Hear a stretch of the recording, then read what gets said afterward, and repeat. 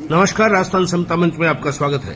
राजकीय लोहिया कॉलेज के भूगोल विभाग की ओर से आयोजित 3 दिवसीय कार्यशाला के दूसरे दिन 3 विषय विशेषज्ञों के व्याख्यान माला का आयोजन किया गया।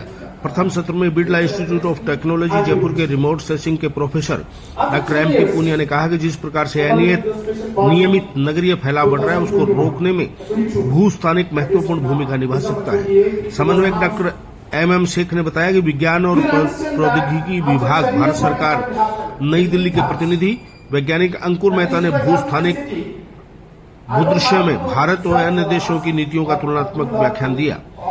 उद्यमी कोच, सामाजिक उद्यमी, व्यवसाय सलाहकार, प्रबंधन शिक्षक और सॉफ्ट स्किल ट्रेनर नई दिल्ली के डॉक्टर एम. जुबैर अहमद ने भारत सरकार के स्टार्टअप इंडिया में किस प्रकार से अपने आइडिया प्रोजेक्ट भेज सकते हैं, इस पर विस्तृत व्याख्यान दिया। बाहर से आए प्रतिभागियों में से 11 प्रतिभागियों ने अपना आइडिया प्रोजेक्ट प्रस्तुत किया। इसमें मुख्य रूप से दावणगिरी विश्वविद्यालय, कर्नाटक के तेजस्वनी ने पर्यावरण, स्वास्थ्य एवं फूड सिक्योरिटी के लिए सॉफ्टवेयर ऐप के माध्यम से ग्रीन इंजीनियरिंग को बढ़ावा देने का एक डिवाइस का आविष्कार करना चाहती है। दिल्ली विश्वविद्यालय के शोध छात्र हरीश कुमार ने आयन तकनीक से माध्यम से भूमिगत जल को गिरावट को मॉनिटरिंग करने से संबंधित अपना आइडिया प्रोजेक्ट प्रस्तुत किया। साउथ बिहार विश्वविद्यालय बिहार के विशाल कुमार ने नगरीय प्लानिंग में यातायात प्रणाली को कंट्रोल करने के लिए जीपीएस आधारित ऐप बनाने से संबंधित आइडिया प्रोजेक्ट प्रस्तुत किया। सावित्री फूले विश्वविद्यालय पुणे के आदित्य भारिया ने भारत के कच्छ क्षेत्र के पर्यावरणीय स्थिति की मॉनिटरिंग करने के लिए अपने से संबंधित आइडिया प्रोजेक्ट प्रस्तुत किया। जयपुर के सॉफ्टवेयर इंजीनियर ने शहर के कचरे के निस्तारण के लिए भू नवाचार तकनीक का उपयोग करते हुए गार्बेज ट्रैकिंग के लिए तकनीकी विकसित करने का आइडिया प्रोजेक्ट प्रस्तुत किया। सत्र के अंत में लोहिया कॉलेज के आनंद सांगवान ने urban waste management platform idea project प्रस्तुत किया।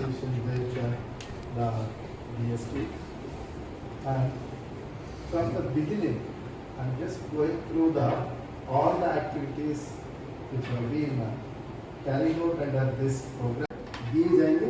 बहुत से लोग इसमें इनवाइट करना चाहते थे, लेकिन इसमें कुछ एज लिमिट थी। 18 से 40 तक का कोई भी व्यक्ति इंडिया में रहने वाला हो, चाहे वो जॉब में हो, चाहे उसको लोग वो अप्लाई जॉब कर सकता है। हालांकि शुरू में थोड़ी सी प्रॉब्लम हुई क्योंकि लोग इसको समझ नहीं पाए। थोड़ा सा ये भी था कि जो डीएसटी का जो ऑनलाइन प्रोसीजर था वो थोड़ा सा डिफिकल्ट था, बहुत सारी चीजें उसमें आ नहीं रही थी। तो बहुत से लोगों ने बोल के साहब इसमें हो नहीं रहा है। मैंने उनसे संपर्क किया तो उन्होंने कहा कि साहब ये सेट प्रोग्राम है, इसमें कुछ चेंज नहीं हो सकता, ये ऐसे ही रहेगा। फिर उन्होंने हम लोगों को ट्रेनिंग के लिए पूना बुलाया। पूना भी हम लोग गए, वहां उन्होंने पूरा ब्रीफ किया कि आपको करना क्या है, और जो ट्रेनिंग में उन्होंने बताया उसी के अकॉर्डिंग सारा जो काम है वो अपना चल रहा है। और देश ये चाहती है कि जो भी यूथ है, युवा है, वो अपना know him well. He is the man who has started geoinformatics in Rajasthan, and he is the only man. Because of that, many of the students have also excelled in geoscience field, and we are very happy to see you sir here on this platform.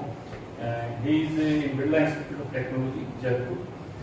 We have with us Dr. Naga Sarupa HP. He is invited in guest lecture who will give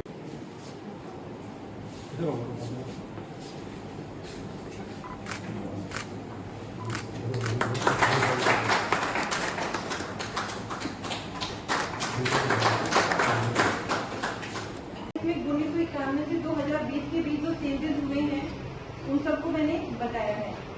अभी 1991 का है दूसरों का। इसमें जो red वाला जो area है वो डूडक एरिया है। देन एग्रीकल्चर, ग्रीन जो वाला है वो फॉरेस्ट का है। ये ब्लू वाला जो है वो वाटर बॉडीज को शो कर है, और वाटर बॉडी जो है वो भी काफी कम हो चुकी है 1991 की तुलना में।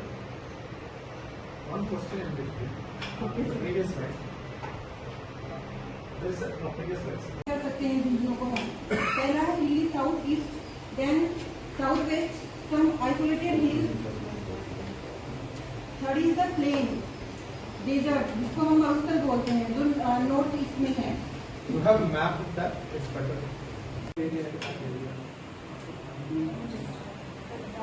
Actually, from the very old civilization itself, people used to migrate towards all civilization, whether Egyptian or any civilization you can see.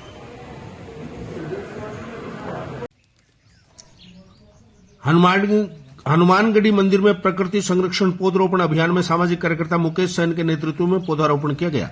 San ने कहा कि जितने अधिक पौधे लगेंगे उतनी ही अत्यधिक मात्रा में पर्यावरण में ऑक्सीजन रहेगी, जिसमें हमें शुद्ध वायु एवं तपती गर्मी में राहत मिलेगी। मनुष्य पौधों की छांव में रहकर स्वयं को सूर्य की गर्मी से बचा लेता है। साथ ही पौधारोपण से प्रकृति में सौंदर्यता बनी रहती है। इस अवसर पर नजमुद्दीन, तेजपाल शर्मा, फारूक, इरफान, विकास व अंकित नजमुद्दीन आदि ने पौधारोपण किया। पानी गिर दो।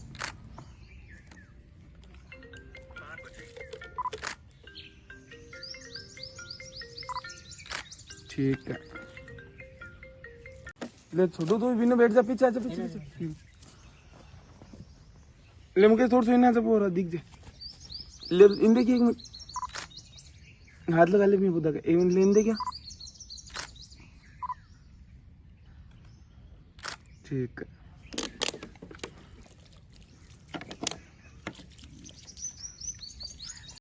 गर्मी के इस मौसम को देखते हुए आज हमने वृक्षारोपण सप्ताह के तहत हनुमानगढ़ी गौशाला के अंदर में 11 पौधे लगाने का कार्य प्रारंभ किया और जिसके तहत हम उसकी रक्षा करेंगे, पेड़ पौधा लगाएं और जीवन को हरियाली में बदलें।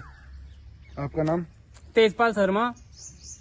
हमने वृक्षारोपण किया है बालाजी हनुमानगढ़ी मंदिर के प्रांगण में, जिसको हरा भरा बनाने का हम युवा साथियों ने संकल्प लिया है और आज हमने पहले अभियान की शुरुआत में 11 पौधे लगवाए हैं और उनकी देख रेख करेंगे। और नियमित रूप से बरसात का मौसम है, हमें ज्यादा से ज्यादा पौधे लगाने चाहिए और उसको देख रेख करने की हमारी सबकी जिम्मेदारी होनी चाहिए। प्रदेश के बजट में समस्या समाधान केंद्र की ओर से गढ़वाले अस्पताल को सैटेलाइट होने पर आतिशबाजी की। पिछले 6 महीने से गढ़ परिसर में जनाना अस्पताल बंद होने के कगार पर था। अस्पताल के लिए सत्यनारायण व्यास के अथक प्रयास से अस्पताल सैटेलाइट किए जाने पर गढ़ चौराहे पर केंद्र के पदाधिकारियों ने आतिशबाजी कर खुशी मनाई। संस्था के सदस्य प्रमोद कुमार शर्मा ने राजस्थान सरकार का आभार व्यक्त किया। इस अवसर पर विनोद ओझा, चांद रतन शर्मा, मधुसूदन बजाज, मोहनलाल चुलेट, मदनलाल चौथिया, सुशील कुमार, किशन शर्मा, बाबू पाटिल, भवानी शंकर शर्मा, शिव कुमार, कमल, राजेश तंवर, लोकेश सिंह आदि उपस्थित थे।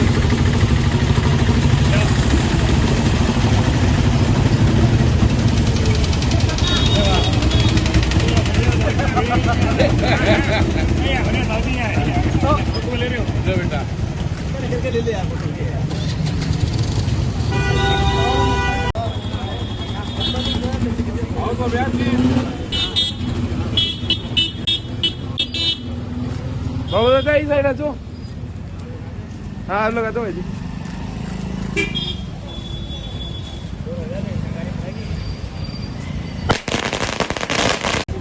वो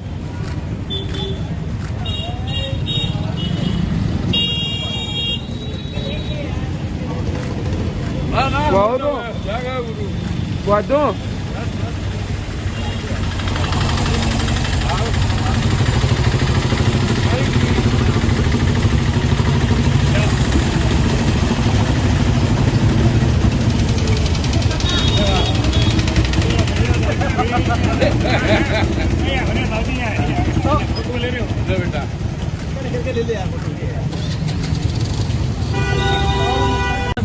समस्या समाधान केंद्र का अध्यक्ष है मेरे कार्यकर्ता सभी ने मिलकर के 26/6/2006 से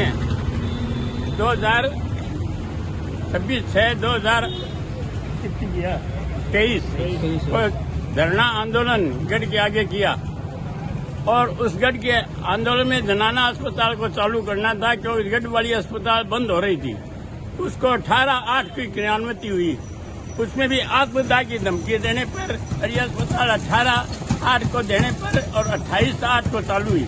28/8 से इस अस्पताल के लिए मैंने और भी आंदोलन चालू किया और लिख के देना शुरू किया कि इस अस्पताल को सैटेलाइट में कन्वर्ट किया जाए। तो सैटेलाइट के लिए हरलाल जी सारण को और जिला कलेक्टर महोदय को सबको लेटर लिख के दिया। इसके बाद में उन्होंने अपनी क्रियान्विति इसी महीने में 2024 में अपनी मनोज शर्मा और अपने CMHO और जिला कलेक्टर चूरू ने प्रस्तावना गवर्नमेंट को भेजी। गवर्नमेंट ने बहुत ही अच्छा काम करके इस गढ़वाली अस्पताल को सैटेलाइट में कन्वर्ट कर दिया गया है।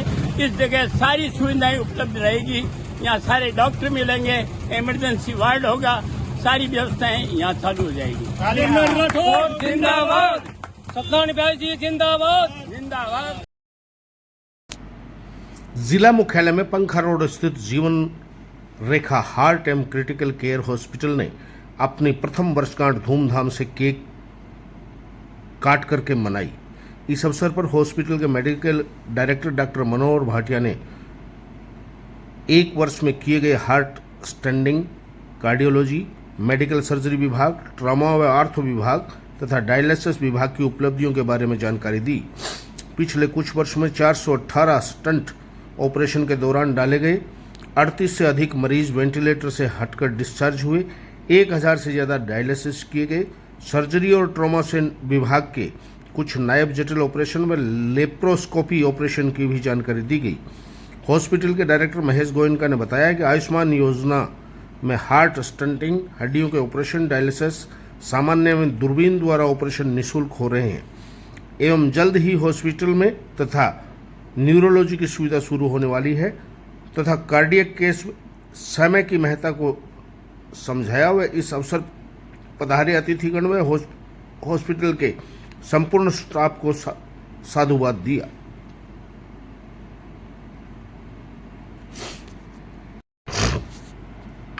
रतनगढ़ के पूर्व विधायक अभिनेश महर्षि ने राज्य बजट को हर वर्ग के सपने पूरे करने वाली की गारंटी वाला बजट बताया। महर्षि ने राज्य बजट पर प्रतिक्रिया देते हुए कहा कि राज्य की भाजपा सरकार ने युवाओं को बड़ा तोहफा देने का ऐलान किया है एवं 5 साल में 4 लाख भर्तियां होगी और इस साल 1 लाख भर्ती की जाएगी। इसके साथ ही वित्त मंत्री ने युवा नीति 2024 की घोषणा की। बजट में पुलिस विभाग में 5550 नए पदों की घोषणा की। बेरोजगार युवाओं महिलाओं के लिए स्टार्टअप पैकेज दिया गया है, जिसमें प्रदेश के बेरोजगार युवक युवतियों को आत्मनिर्भर बनाने के लिए स्टार्टअप स्थापित करने तथा खुद का उद्योग शुरू करने के लिए सरकार द्वारा बजट में विशेष प्रोत्साहन पैकेज की घोषणा की गई। राज्य के किसानों से एमएसपी पर बाजरा खरीदने की भी घोषणा की गई। यह योजना राज्य सरकार द्वारा केंद्र सरकार के सहयोग से शुरू की जाएगी। सरकार द्वारा किसानों को बाजरे का एमएसपी देने के साथ ही कुछ विशेष बोनस भी दिया जाएगा। राज्य में स्टाम्प ड्यूटी में छूट के साथ ही एमवी टैक्स भी घटाने से राहत मिलेगी। पेंशनर की चिकित्सा सुविधा 30,000 रुपये सालाना से बढ़ाकर 50,000 रुपये कर दिया गया। महर्षि ने बताया कि राजस्थान की 15 लाख महिलाओं को लखपति दीदी बनाया जाएगा। इसका ऐलान बजट के दौरान वित्त मंत्री दिया कुमारी ने किया। बजट में मेधावी स्कूली छात्रों को मुफ्त टैबलेट, इंटरनेट देने का भी ऐलान हुआ। बजट में 1500 नए डॉक्टर, 4000 नर्सिंग कर्मियों की भर्ती की घोषणा की गई। इसके साथ ही रोड एक्सीडेंट में घायल को अस्पताल पहुंचाने पर अब सरकार की तरफ से 5 नहीं 10,000 रुपये मिलेंगे। काशी विश्वनाथ की तर्ज पर खाटू श्याम कॉरिडोर बनाने का ऐलान बजट में किया गया। इसके लिए 100 करोड़ रुपए की राशि खर्च की जाएगी। महर्षि ने कहा कि राज्य का बजट सभी वर्गों को राहत पहुंचाने वाला है। हर वर्ग की भावनाओं का सम्मान बजट में किया गया है। भारतीय जनता पार्टी के नेता पद्म भूषण देवेंद्र झाझड़िया ने राज्य सरकार की ओर से बुधवार को पेश किए गए बजट की सराहना करते हुए बजट को राजस्थान के विकास की दिशा में और गति तय करने वाला बताया। झाझड़िया ने कहा कि बजट में प्रधानमंत्री नरेंद्र मोदी की मंशा के अनुरूप हर वर्ग और हर क्षेत्र को तवज्जो दी गई है। उन्होंने कहा मुख्यमंत्री भजनलाल शर्मा के नेतृत्व में विकसित राजस्थान 2047 के लक्ष्य के साथ आगामी 5 वर्ष की कार्य योजना के तहत 10 लक्ष्य निर्धारित किए गए हैं। उप मुख्यमंत्री और वित्त मंत्री दिया कुमारी ने आज सदन में वर्ष 2024-25 का पूर्ण बजट प्रस्तुत करते हुए विकसित और उन्नत राजस्थान के ध्येय को चरितार्थ करते हुए प्रदेश के युवा, किसान, मजदूर, महिला, विद्यार्थी वर्ग के लिए विभिन्न उत्कृष्ट योजनाओं प्रारंभ करने की घोषणा की है। खेल के क्षेत्र में खेल नीति 2024, खेलो राजस्थान यूथ गेम्स, खेल बजट को दुगना करना, mission Olympic 2028, Maharana Pratap sports विश्वविद्यालय, संभाग स्तर पर स्पोर्ट्स कॉलेज व एक जिला एक खेल की घोषणा से प्रदेश के सभी खिलाड़ी लाभान्वित होंगे। मुख्यमंत्री बजट घोषणाओं में जिले को सौगात, जिले वासियों में खुशी की लहर। चूरू में कृषि कॉलेज, रिंग रोड, आरयूबी, गढ़ पीएचसी को सैटेलाइट अस्पताल में क्रोमोनयन सहित भरपूर सौगात जिले वासियों ने दी। देखिए प्रतिक्रिया, प्रदेश सरकार का जताया आभार। मुख्यमंत्री भजनलाल शर्मा के नेतृत्व में प्रदेश विकास के नए आयाम स्थापित कर प्रदेश सरकार की ओर से बुधवार को उप मुख्यमंत्री दिया कुमारी द्वारा राजस्थान विधानसभा में बजट प्रस्तुत में जिले के लिए हुई घोषणाएं, जिले में खुशी की लहर।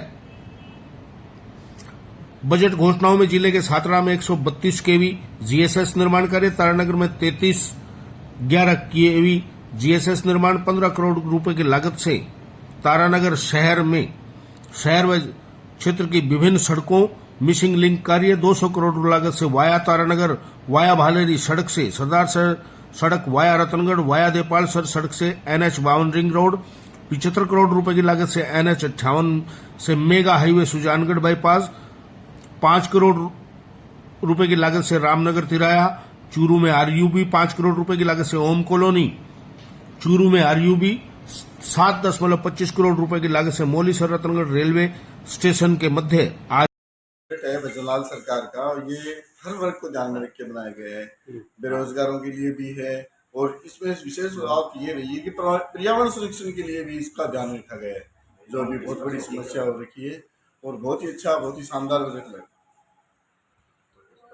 राजस्थान सरकार द्वारा आज जो बजट जारी किया गया है, ये बजट पूर्णतः दिशाहीन बजट है। इस बजट को देखते हुए प्रदेश की 8 करोड़ की जनता अपने आप को ठगा हुआ महसूस कर रही है। इस बजट में महिलाओं के लिए, युवाओं के लिए, बेरोजगारों के लिए, किसानों के लिए कोई भी राहत प्रदान नहीं करी गई है। इस बजट में युवाओं के लिए इन्होंने कहा कि हम सालाना 1 लाख भर्तियां लेंगे, लेकिन इन्होंने अलग अलग कुछ इसमें दर्शाया नहीं कि हम कौन सी भर्तियां विभाग में कैसे करेंगे। इस बजट में चूरू के लिए कुछ भी नहीं है। इस बजट में चूरू के लिए जो ड्रेनेज के लिए कोई भी प्रकार का बजट नहीं दिया गया है, नहीं किसी प्रकार का औद्योगिकरण का बजट दिया गया है। ये पूर्णतः दिशाहीन बजट है। जनता के साथ में धोखा किया इन्होंने अपने कहा था जो योजनाएं पिछली सरकार की चली आ रही थी, उन योजनाओं को नाम बदलने के अलावा इन्होंने कुछ नहीं किया।